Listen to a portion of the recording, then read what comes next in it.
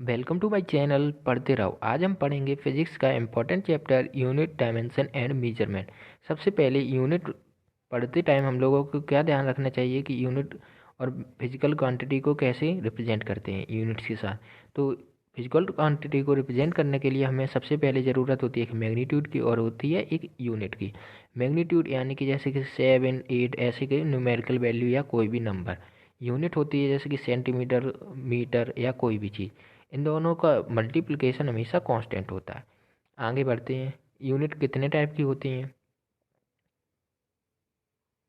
अब पढ़ते हैं। टाइप्स ऑफ फिजिकल क्वांटिटी, जैसे कि दो यूनिट कभी भी डिवाइड की जाती हैं तो उनकी यूनिट नहीं होती है। दो चीज़ें जब भी डिवाइड की जाती है तो उनकी यूनिट नहीं होती है। जैसे कि हम यहाँ पे देख रहे हैं रिलेटिव डेंसिटी, यहाँ पे density of object upon density of water कर देंगे तो हमें डेंसिटी की कोई भी यूनिट नहीं दिखेगी।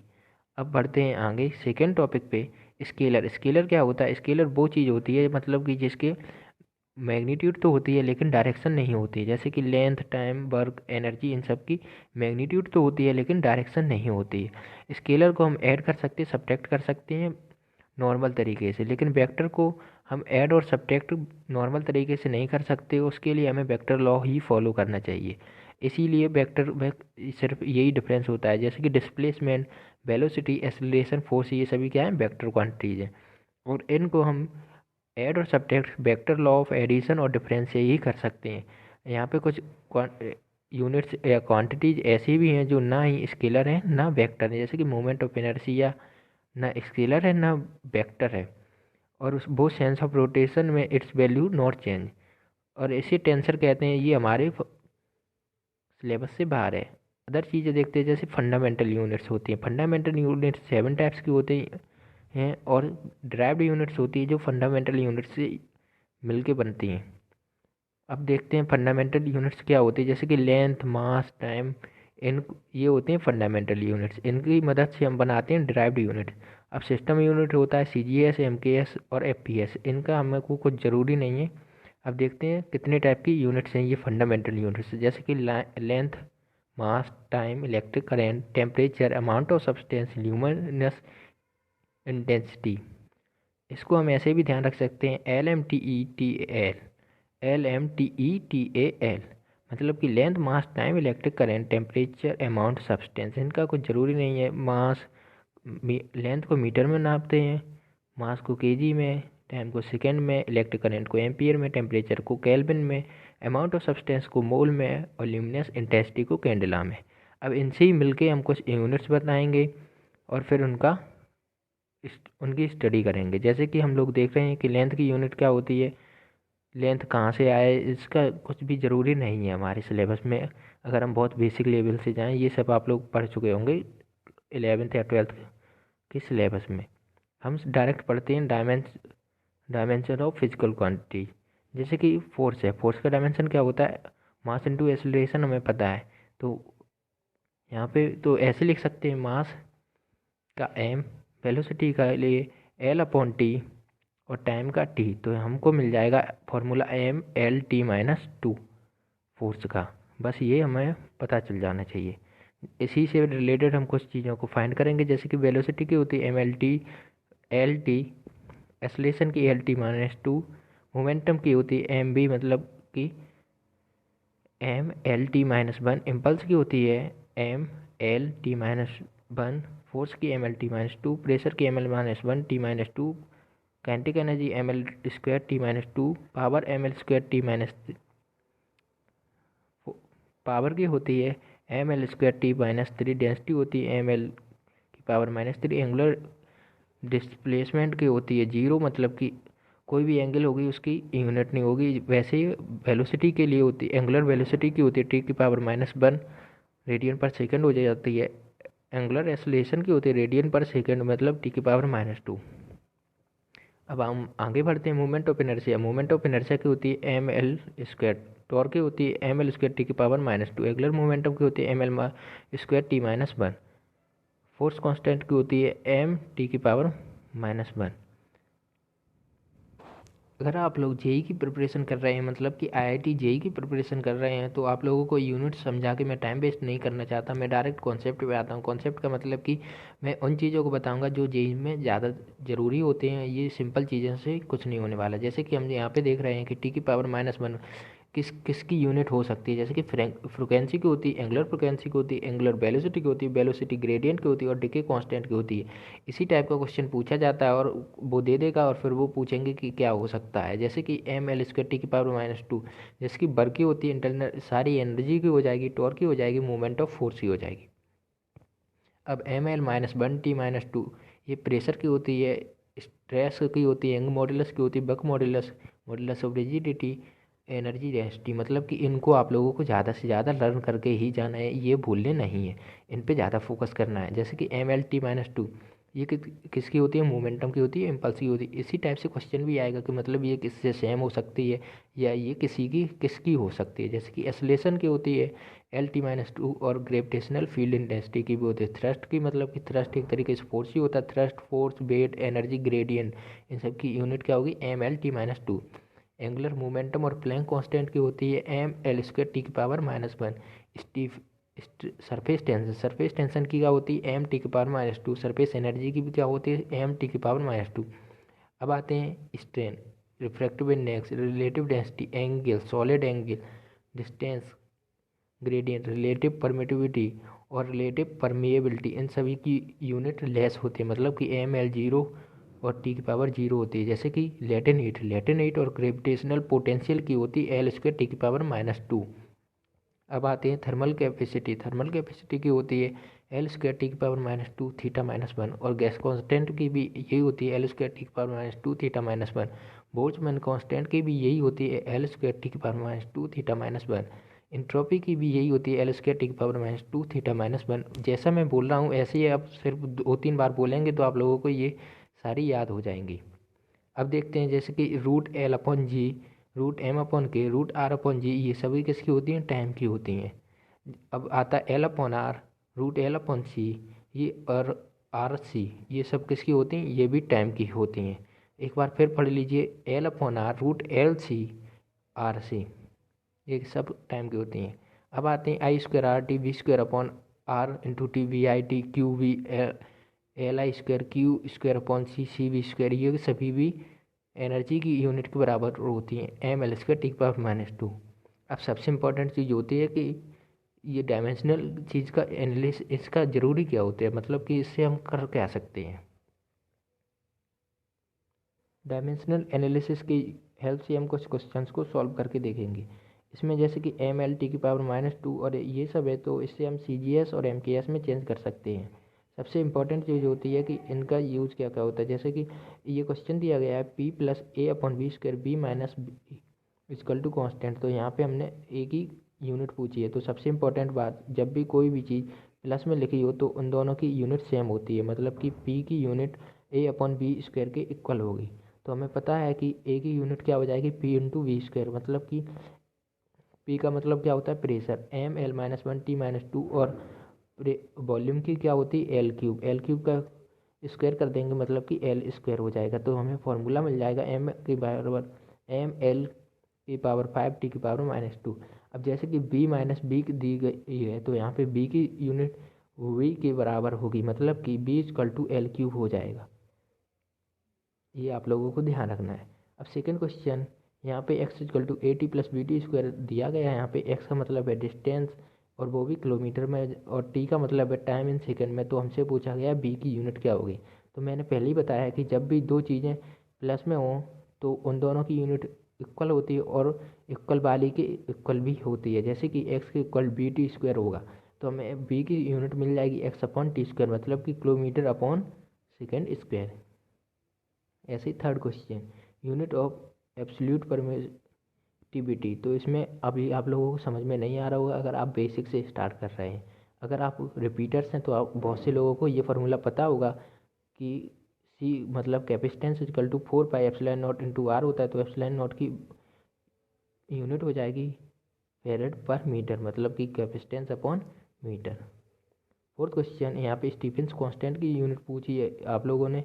अगर आप न्यू हैं, इस बैच को ज्वाइन किया है 11th क्लास में है तो आप लोगों को ये नहीं पता होगा कि स्टीवेंस फार्मूला क्या होता है। Q/80 equal to sigma T की पावर 4। तो सिग्मा की वैल्यू हो जाएगी Q/80 टी की पावर 4। यहाँ पे Q का मतलब है एनर्जी, मतलब कि जूल, ए का मतलब एरिया मीटर स्क्वायर, टी का मतलब सेकेंड, टी की पावर का 4 का मतलब यहाँ पे ये वाला बड़ा वाला टी यहाँ पे टेम्परेचर को शो कर रहा है, मतलब कि केल्विन की पावर -4।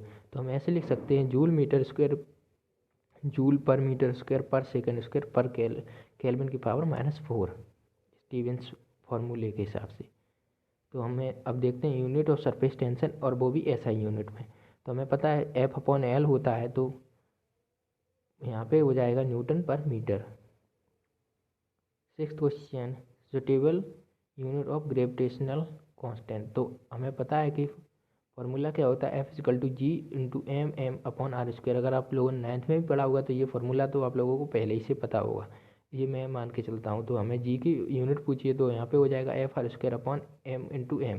तो F की क्या होती है, M newton, newton metre square per kg² हो जाएगी यहाँ पे यूनिट। तो आप लोगों को कौन सा ऑप्शन दिख रहा है, C is the right answer. 7th question, the SI unit of universal gas constant.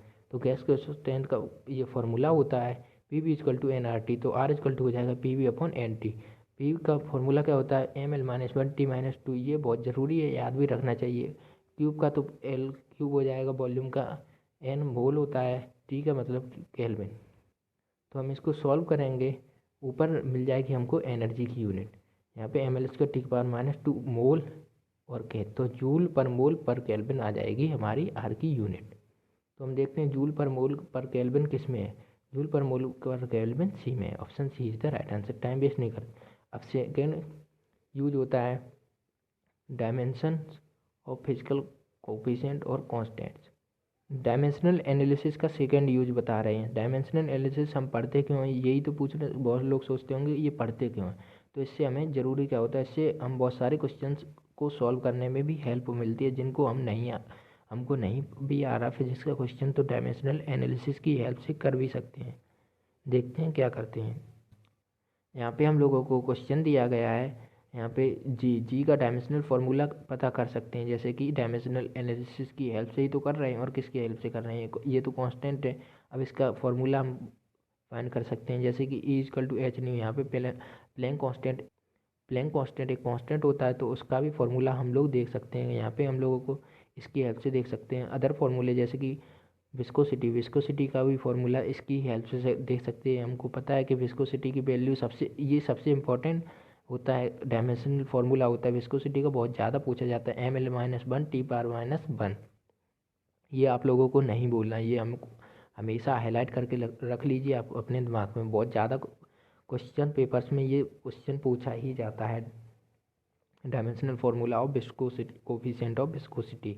और आप लोगों को dV/dt पाई P/4 PR/4 8 ईटा L। तो इससे ईटा की वैल्यू निकालनी, ईटा का मतलब होता है कोफिशिएंट ऑफ विस्कोसिटी। तो आगे चलते हैं, इससे रिलेटेड कुछ क्वेश्चन को सॉल्व करने की कोशिश करते हैं। जैसे कि यहाँ पे हम लोगों को एक क्वेश्चन दिया गया है x=3/z²। यहाँ पे हम लोगों को dimension of by in MKS दिया गया है, मतलब कि MKS में पूछा गया है। यहाँ पे x एंड z को कैपेसिटी और मैग्नेटिक है, तो हमसे पूछा गया है, तो हमसे बाई की वैल्यू पूछी गई है। तो हम क्वेश्चंस को सॉल्व करके देखते हैं। अगर आप 11th क्लास में, तो आप लोगों को डायमेंशन, कैपेसिटी और मैग्नेटिक नहीं पता होगा, तो आप लोग बुक्स की हेल्प से देखें इनके डायमेंशंस को और फिर सॉल्व करने की कोशिश करें। अगर आप 12th क्लास में या रिपीटर हैं तो आप लोगों को इसमें कोई परेशानी नहीं होगी। आप लोगों को आई होप आता होगा, नहीं आता होगा तो देख भी सकते हैं, उसमें कोई प्रॉब्लम नहीं है। चलिए शुरू करते हैं, देखते हैं क्या होता है। यहाँ पे हम लोग देखते हैं जैसे कि x=3/z²। तो हम लोगों को वैल्यू किसकी निकालनी है, बाई की। तो हम ऐसे लिख सकते हैं x/z²। तो हमें कैपेसिटी का फॉर्मूला नहीं पता, तो हम m⁻⁻1 L² L⁴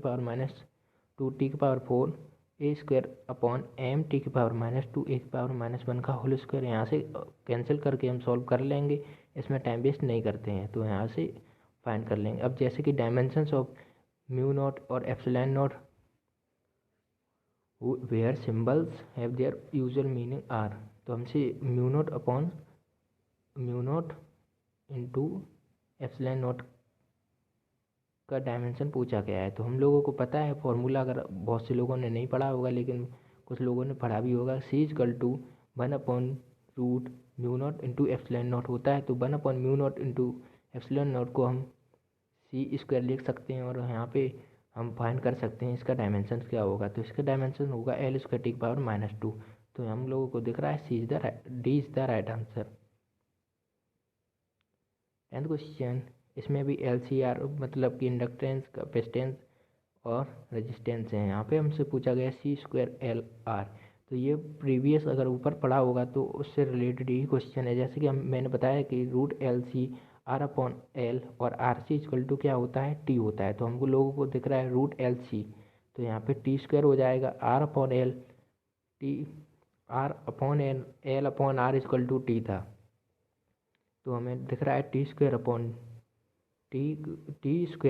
का स्क्वायर हो जाएगा और T की पावर -1, तो 4 - 1 इक्वल टू T³। तो हमें T³ का फॉर्मूला मिल रहा है। अब देखते हैं T³ किस में, T³ है बी में, तो B is the right answer. ऐसे 11th क्वेश्चन, ये सभी क्वेश्चन प्रीवियस ईयर एग्जाम्स में आप लोगों को दिख ही रहे होंगे। अब क्वेश्चन में ए और बी के डायमेंशंस पूछे गए हैं, मतलब कि F इक्वल टू AT और B प्लस BT²। तो हमें ए और बी के, तो हमें पता है कि A/T इक्वल टू BT² के बराबर भी होगा और A/T इक्वल टू F के बराबर भी होगा। तो F का डायमेंशन फॉर्मूला हम लोगों को पता है, F equal to MLT/2 T की पावर -2 और T का मतलब होता है टाइम, तो T पावर -3 हो जाएगा, तो MLT की पावर -3 हो जाएगा A का। और बी के लिए हो जाएगा MLT की पावर -2/T², मतलब कि MLT की पावर -4। तो हम लोगों को दिख रहा होगा B is the right answer.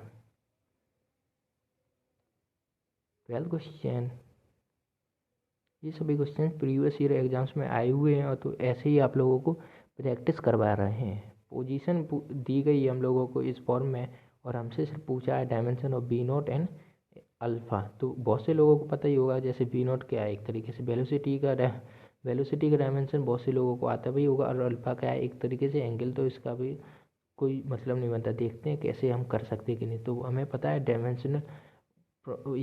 Dimensional homogeneity के प्रिंसिपल से हमको पता है कि alpha into T equal to alpha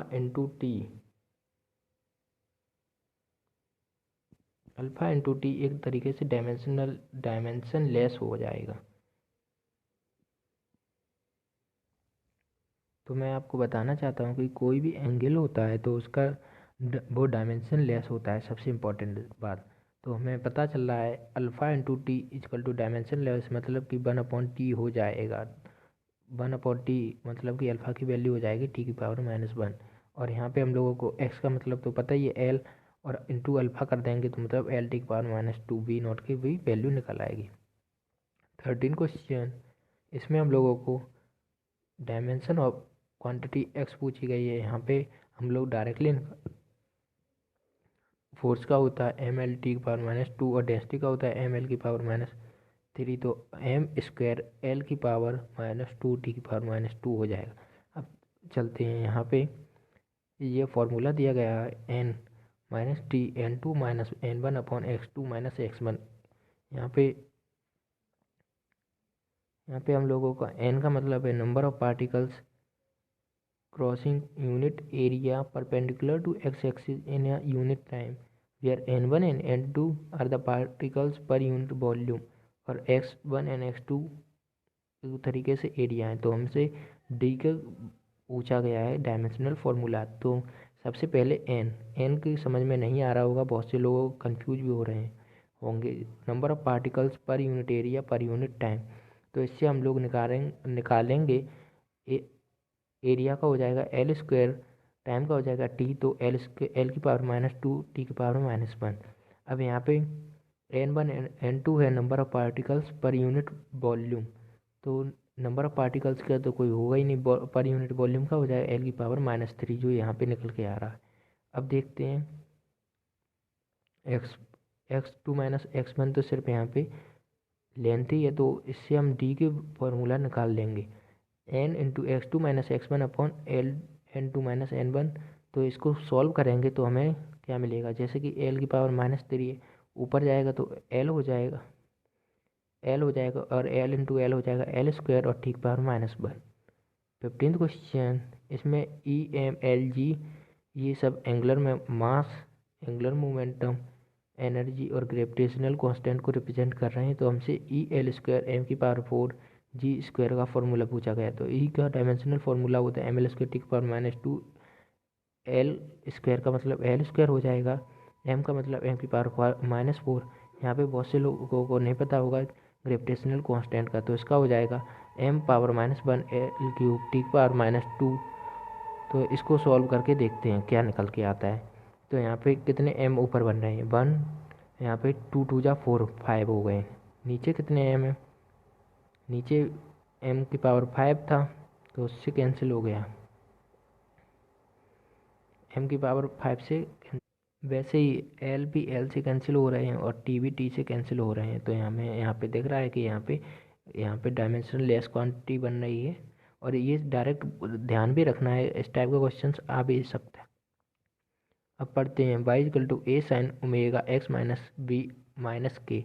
omega का मतलब होता है एंगुलर वेलोसिटी, वी का मतलब होता है वेलोसिटी। तो डायमेंशन ऑफ के की पूछी गई है तो हम ऐसे ये जानते हैं कभी भी कोई भी चीज़ प्लस या माइनस होती है तो उन दोनों के डायमेंशन हमेशा क्या होते हैं, इक्वल होते हैं। मतलब कि X upon B equal to K हो जाएगा। तो मतलब कि L upon L T power minus one equal to K equal to T. तो यहाँ पे टाइम के अकॉर्डिंग हो जाएगा, के इजकल टू टाइम के डायमेंशन हो जाएगा।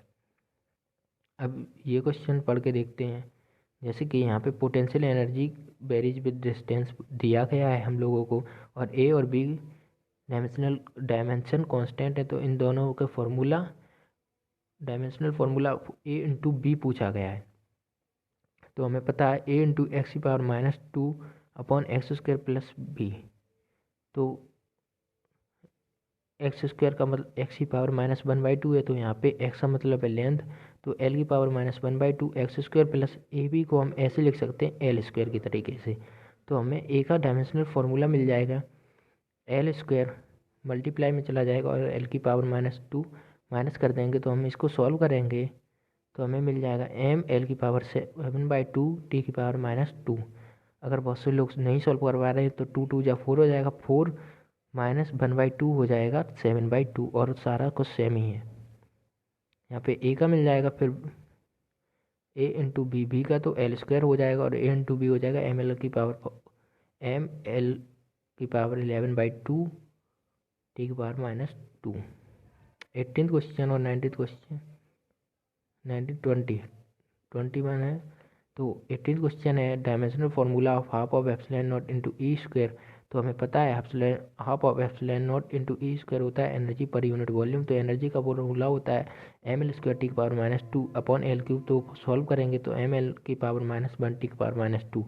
ये तो आप लोगों को समझ में आ रहा होगा, ऊपर जाएगा तो पावर माइनस वन हो जाएगी। 19th क्वेश्चन, ये बहुत इंपॉर्टेंट क्वेश्चन है, ये एस सी वर्मा में भी है। अगर आप लोगों को इंटीग्रेशन नहीं आता हो फिर भी आप लोगों को चेक करना हो वैल्यू ऑफ एन तो कैसे करेंगे। तो सबसे इम्पॉर्टेंट चीज़ है कि जब भी दो क्वांटिटी माइनस या प्लस में होती है तो उन दोनों के डायमेंशंस को इक्वल होते हैं। जैसे कि two A X equal to X square, मतलब कि X upon A equal to क्या हो जाएगा, एक्स स्क्वायर अपॉन एक्स कर देंगे तो ए का डायमेंशनल फार्मूला मिल जाएगा। मतलब कि एल स्क्वायर अपॉन एल कर देंगे तो हमें मिल जाएगा ए इक्वल टू एल, सबसे इम्पॉर्टेंट चीज़।